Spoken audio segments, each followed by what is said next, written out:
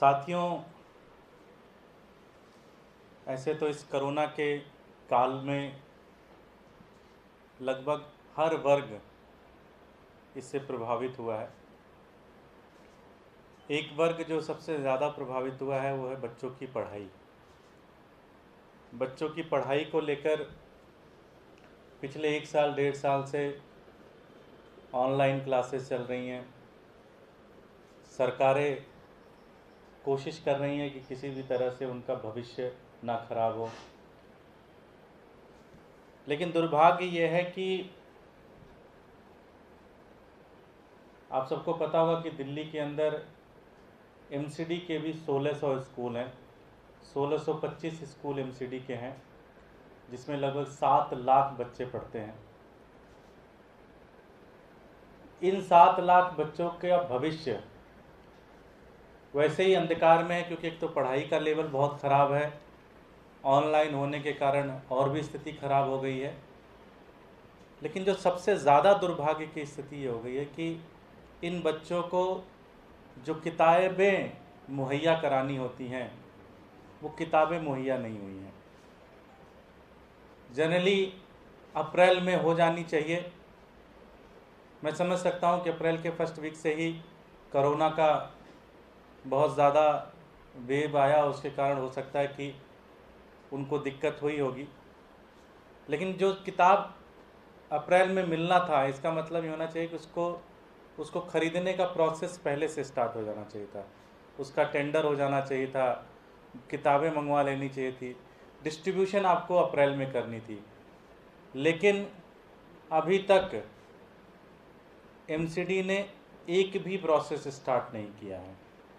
ना टेंडर का process start किया है, ना खरीदने का प्रोसेस स्टार्ट किया है। डिस्ट्रीब्यूशन तो आप भूल ही जाइए। आपको ध्यान होगा कि पिछले साल भी हमने इसके ऊपर कई बार प्रेस कॉन्फ्रेंस करके जनता के बीच में, आपके बीच में मुद्दा लेके आए थे। 2020 के सेशन में 9 महीने बाद बच्चों को किताब मिली। अप्रैल में मिलना चाहिए था, लेकिन दिसंबर जनवरी में जाके किताब मिली। इसी तरह 2019 में लगभग 8 महीने लेट किताब मिली। पिछले 5 सालों से, और ख़ासकर नॉर्थ एमसीडी का तो बहुत बुरा हाल है, पिछले 5 सालों से बच्चे स्कूल में होते हैं, बच्चे ऑनलाइन क्लास करते हैं, लेकिन उनके पास किताबें नहीं होती। और हम सबको पता है कि एमसीडी के स्कूलों में दिल्ली का सबसे गरीब वर्ग जाता है। ऐसा वर्ग जाता है जो दिन दिहाड़ी मजदूर के रूप में काम करते हैं। ऐसे वर्ग जाते हैं जो कम से कम आमदनी है उनकी। ऐसे 7 लाख बच्चों का भविष्य आज अंधकार में है। हम आपके बीच में, आपके मीडिया के माध्यम से भारतीय जनता पार्टी के नेताओं तक ये मैसेज पहुंचाना चाहते हैं कि पिछली बार आपने लगभग 9 महीने बाद किताबें दी थी, उससे पहले आपने 8 महीने बाद किताब दी थी, उससे पहले आपने 6 से 7 महीने बाद किताब दी थी। कम से कम इस सेशन में अगर आप चाहें तो अगले 15 से 20 दिनों के अंदर टेंडर भी दे सकते हैं, किताबें भी मंगवा सकते हैं, ये इतनी बड़ी बात नहीं है, और डिस्ट्रीब्यूशन का काम शुरू कर सकते हैं।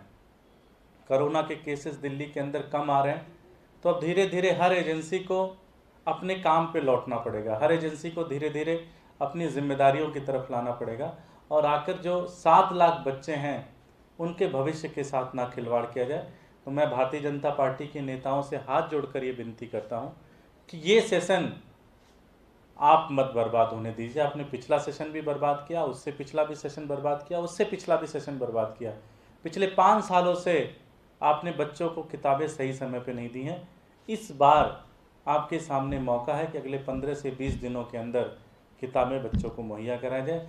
आम आदमी पार्टी बड़ी जिम्मेदारी के साथ और एक दिल्ली को लेकर एक अपनी भावना के नाते हम आपसे ये मांग करते हैं कि जो 7 लाख बच्चे जो एमसीडी के स्कूलों में पढ़ते हैं उनके भविष्य के साथ ना खेला जाए, क्योंकि एक बार उनका भविष्य खराब हो गया तो फिर आगे की चीज़ें नहीं ठीक होंगी।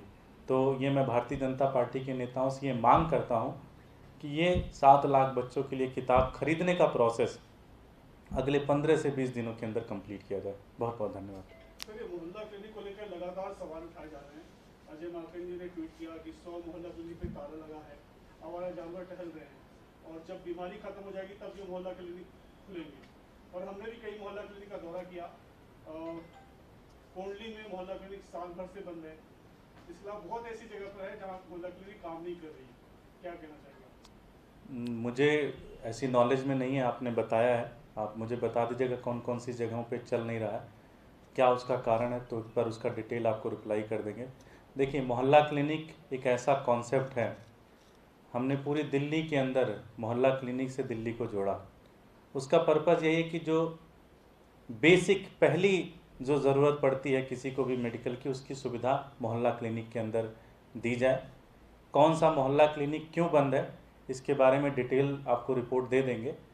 फ़िलहाल तो हम यही कहेंगे कि अगर एक दो जगह कहीं बंद होगा तो उसके लिए कोई प्रोपोगेंडा ना चलाया जाए। कई बार मैं देखता हूँ कि 5 साल पहले कोई एक पुरानी वीडियो भी लोग चलाते हैं कि ये चल रहा है, ये चल रहा है। अजय माकन का ट्वीट है, 100 मैंने उससे कहा कि आपका जो ट्वीट है उस पर हम डिटेल रिप्लाई कर देंगे, मेरे पास उसकी जानकारी नहीं होगी जी।